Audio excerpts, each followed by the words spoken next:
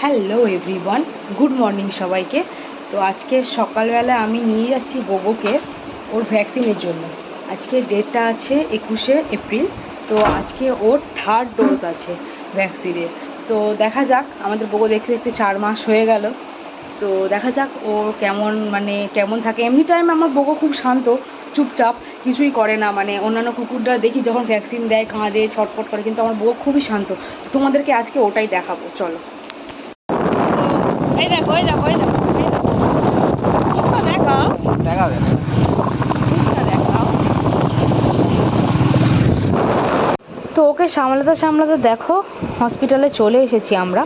আর নেমে বাবু চারিদিকটা একটুখানি দেখে নিচ্ছিল যে ওর জন্য ওটা ঠিকঠাক জায়গা কিনা, কারণ ও এটা করে থাকে। তারপরে দেখো কার সাথে ফ্রেন্ডশিপ করেছে, একটা ছাগলের সাথে, তাও আবার তাকে দেখে ভয় পাচ্ছে। তাহলে ভাবো।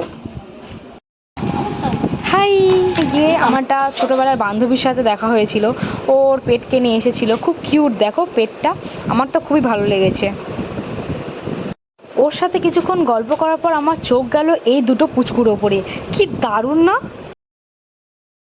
গাইস, গোগো আর আশেপাশে এত কুকুর এসেছিল, আমি ওর ভ্যাকসিনের ভিডিওটাই নিতে পারলাম না।